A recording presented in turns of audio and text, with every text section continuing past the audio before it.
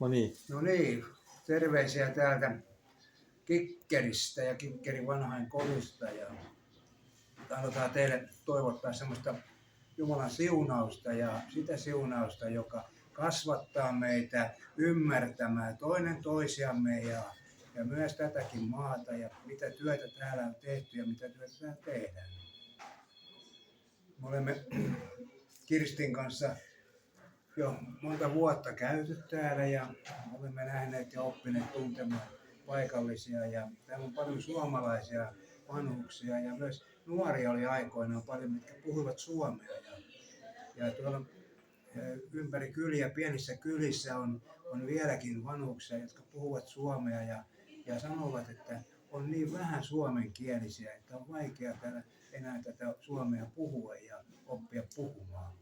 Mutta kuitenkin he haluavat ja heti tarttuvat suomen kieleen, kuulevat suomen kieltä. Ja myös tämä vanhusten talo, joka tämä Kikkerissä on, tämä on suomalaisten rakentama ja rahoittama ja pääsuunnittelija on ollut suomalainen arkkitehti Pentti Kärki.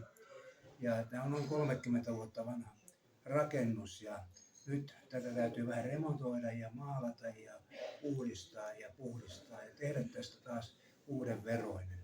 Tämä on hyvin toimiva yksikkö ja täällä on semmoinen henki, voisi sanoa, että niin kuin suomalainen henki, joka on alkuperäinen henki ja se vieläkin täällä on. Ja täällä on kristitty johtaja, joka pyytää Jumalalta joka päivä rukouksella, että tämä päivä siunattaisi ja tämä päivä olisi, Herra, sinun päiväsi.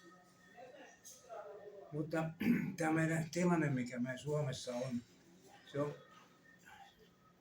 on hyvin paha siinä mielessä, että hyvästä asiasta on tehty paha asia. Ja näin on silmät käännetty, media on kääntänyt silmät ympäri. Että paha asia on hyvä asia. Ja se on hyvin huolestuttavaa siinä mielessä, että emme voi antaa apua näille pienelle suomalaiselle joukolle. Ja vielä ennen kaikkea täällä on tämmöinen pientä heräyksen aikaa ja se tuntuu joka paikassa, että herätystä on.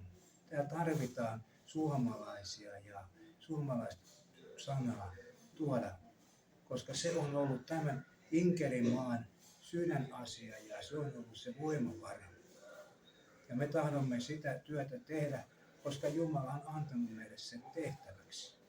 Olemme rukoilleet sitä, että mitä meidän pitää tehdä, niin hän on sanonut meille, menkää sinne, hän ohjaa teitä ja vie sinne, mikä pitää mennä ja puhua niitä sanoja, mitä pitää puhua. Ja menkää niin kauan, kun joku luukku tai reikä on auki. Menkää siitä Venäjälle. Ja olkaa rohkeita, minä olen teidän kanssanne koko ajan, koska minä olen teidät lähettänyt. Siunataan toinen toisiamme ja rukoillaan toinen toistemme puolesta, että hän parantaisi meitä kaikkia. Aamen. Kiitos teille oikein paljon, että te ymmärrätte asian näin. Kyllä Jumala näkyy kaikkia ja siunaa meidän niin kuin matkatkin tänne ja teidän matkatkin kaikkia. Kyllä Jumala ei jättää koskaan ihmisiä, kun jos on pulassa. Ja kyllä se on tosi hyvä, että teette töitä. Ja mäkin haluamme olla mukana. Joo, kiitoksia ja siunausta teille oikein.